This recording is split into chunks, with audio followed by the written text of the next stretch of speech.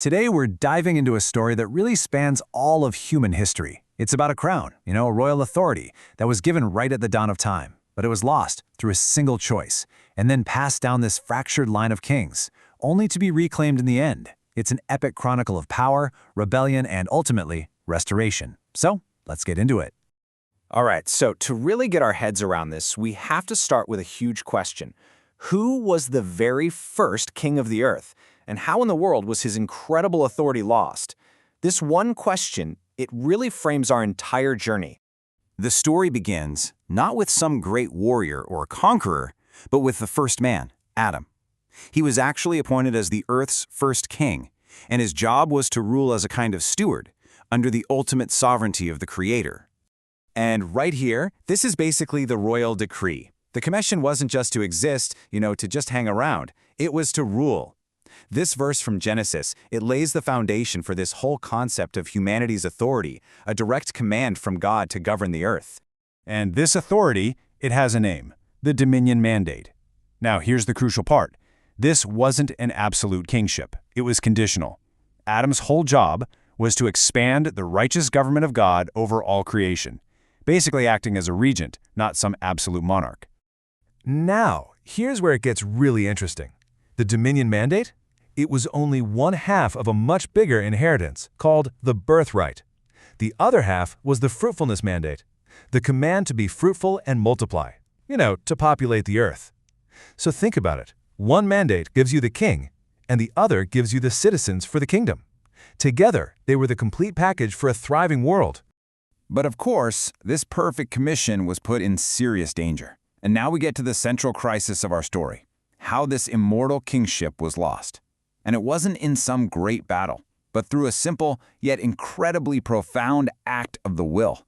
You see, this was never just about eating a piece of fruit. It was really an act of usurpation. By choosing to act independently of his creator, Adam essentially tried to seize the throne for himself. And that choice had a catastrophic consequence. It literally moved him from the realm of immortal life into the realm of death. And look, this wasn't a surprise. The consequence was spelled out ahead of time. The penalty for this kind of rebellion wasn't jail time, it was death. Mortality just became the new reality for humanity's king. And this right here is the problem. Think about it. An immortal king wouldn't need a successor, but a mortal one? Absolutely. Adam's crown, this dominion mandate, now had to be passed down. And because all his descendants were born in his new mortal image, their rule would often become self-serving, which led to the rise of all these rival human kingdoms, all fighting for power. So with Adam's failure, the birthright didn't just vanish. It just began a long and, pretty complicated journey. So now we're going to trace the path of this fractured inheritance through history and see exactly where it leads. Okay, so the birthright passed from Adam down through the generations. It eventually got to Noah, who carried it right through the flood. From there, it went to his son Shem, who, and this is a fascinating twist of history, lived so long that he could pass the birthright directly to Isaac, completely bypassing Abraham. Then Isaac's son Jacob would be the next one to inherit this sacred trust. And right here, with Jacob, the story takes a massive turn. He does something completely unprecedented. Maybe he saw the future destinies of his sons, but he splits the birthright. He literally separates the two mandates. The dominion mandate, the kingly scepter, he gives to his son Judah. The rest of it, mainly the fruitfulness mandate, goes to his other son Joseph. And just like that, the crown is fractured. This split, it set the stage for a conflict that would basically define the rest of history. The struggle wasn't just inside a family anymore. It blew up into a clash of rival kings, rival kingdoms, and totally opposing ideologies. The first major usurper to show up on the scene was Nimrod. He built the kingdom of Babylon and tried to be the promised ruler himself.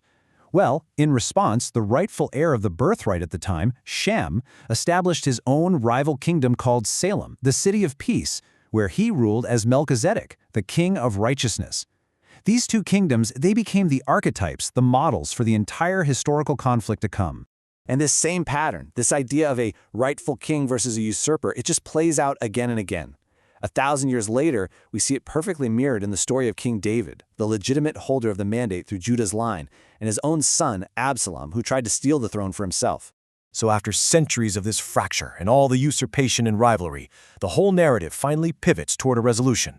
A new king arrives on the scene, one who could finally reunite the fractured crown and fulfill the promise of both halves of that original birthright. What's absolutely essential to understand here is that his claim was lawful. Jesus came as a descendant of Judah and specifically from the royal line of King David. This lineage, it wasn't an accident. It was the legal qualification required to claim the scepter, that dominion mandate that Jacob had promised to Judah all those years ago. So, his first appearance was primarily as a son of Judah. He came to lawfully secure the right to rule, to reclaim the kingly authority that Adam had forfeited way back at the beginning. But that's only half the story. The source material explains that a second coming is prophesied where he appears in the role of Joseph. And you might ask, why? Well, because the birthright was split, and both halves have to be reclaimed. He returns to claim the other half of the inheritance, the fruitfulness mandate, symbolized by Joseph's robe dipped in blood, which represents a people who are redeemed and multiplied. And this right here is the ultimate climax of the entire chronicle. By fulfilling the roles of both Judah, the king, and Joseph, the fruitful son, Christ reunites the two mandates. The birthright, which was split so long ago by Jacob, is finally made whole again. The crown is restored. And the nature of this restored kingdom isn't some kind of forced submission. As this psalm suggests, it's a reign of righteousness that brings joy and gladness to the nations. It's a kingdom people actually want to be a part of. So that brings us to the end of our explainer. But it's definitely not the end of the story. If this entire chronicle of history is defined by a struggle between a rightful king and all these various usurpers, it leaves us with one final, and I think pretty provocative question. Where do we see that pattern playing out in the world today?